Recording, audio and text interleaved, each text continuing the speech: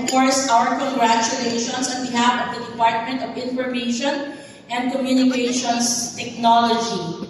This gathering marks a historic moment as Creta ventures into the Web 3.0 gaming, positioning the Philippines as its launch pad for Southeast Asia.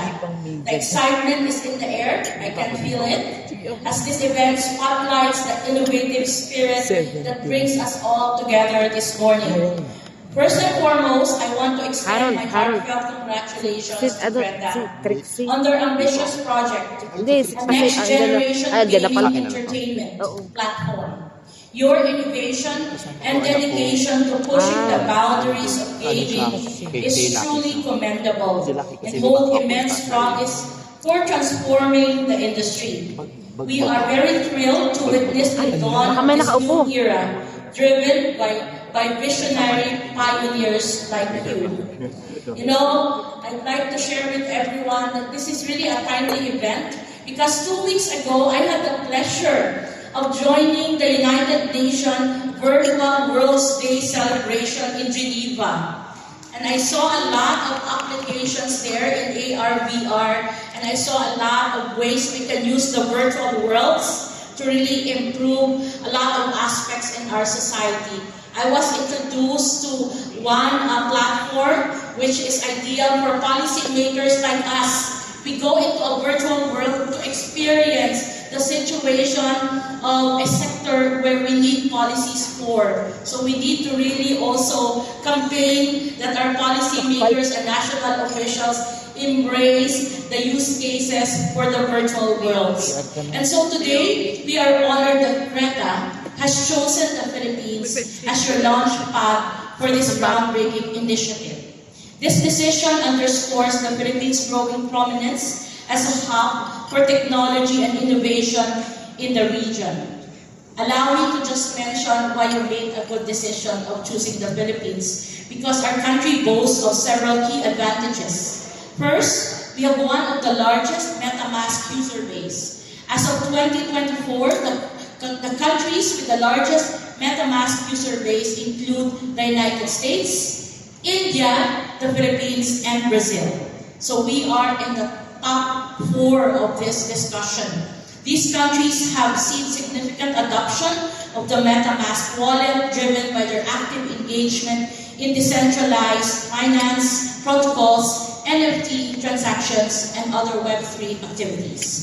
These countries have high adoption rates due to various factors, including strong crypto communities, favorable policy and regulatory environments, and increasing interest in the digital assets and blockchain technologies. In the Philippines, we have seen a surge of users, partly driven by its active engagement in digital finance and friendly policies in the business space. With one of the highest numbers of MetaMask account users in Asia, the Philippines demonstrates a robust interest and adoption of blockchain technologies, which are essential for Web 3.0 ecosystem. Second, the Philippines strives and is doing our very best to create a business-friendly environment for digital enterprises. That's why as early as last year or even at the start of our office together with Secretary Ivan Uy, we made it a point to really engage with the private sector such as the Blockchain Council of the Philippines, because we want to drive a business-friendly environment, because it will underpin the growth of Web 3.0 in our case today by providing a stable and supportive framework for innovation, investment, talent development, and collaboration. This creates a fertile ground for the development and adoption of new technologies that define Web 3.0. At the Department of Information and Communications Technology, we strongly encourage collaboration between business, academia, and government to foster an ecosystem where knowledge and resources are shared, leading to more sustainable and comprehensive technological advancements.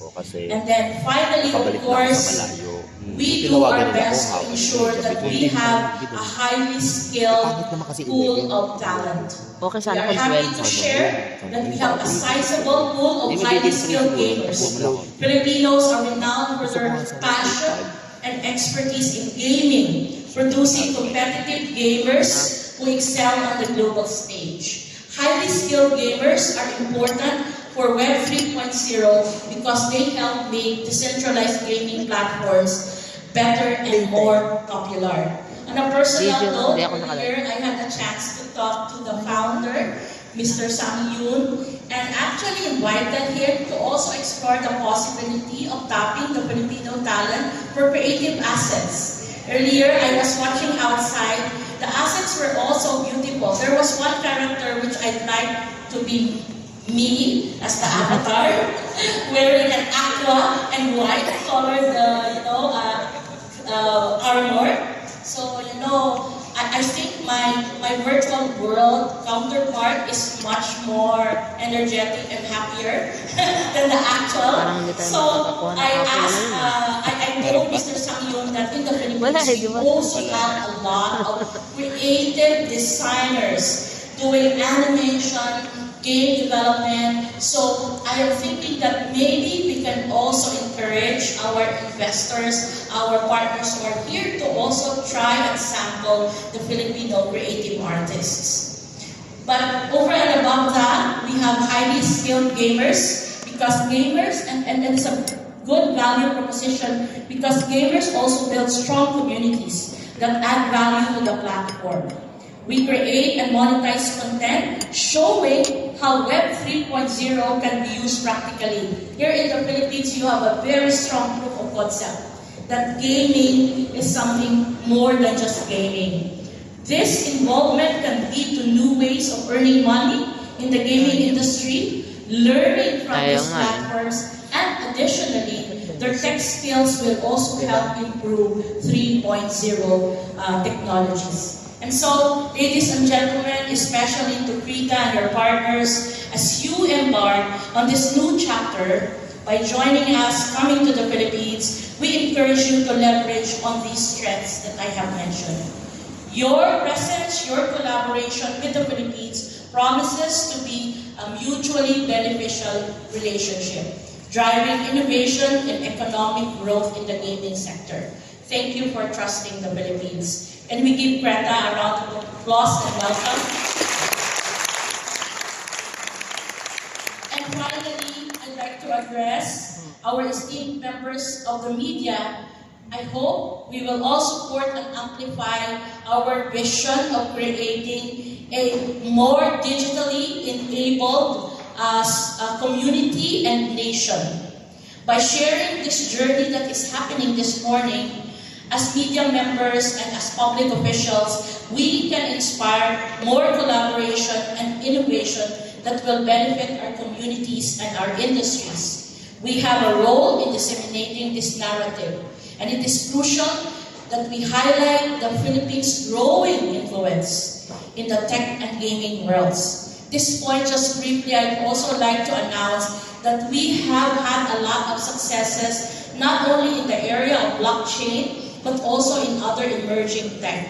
Quickly, I would just like to mention that we had a very successful expedition 2 weeks ago as your counselor of the Philippines in the International Telecommunications Union, or ITU. I'm happy to announce that this year we will also see around 10 to 15 companies in LoRaWAN and Internet of Things coming to the Philippines and exploring how they can actually start an ecosystem that's also conducive for IoT. Aside from IoT, as you will know, our secretary is always also the ambassador in international conferences with regards to artificial intelligence, how we can actually leverage on artificial intelligence and balance both regulatory framework and the innovation benefits, all actually using emerging technologies.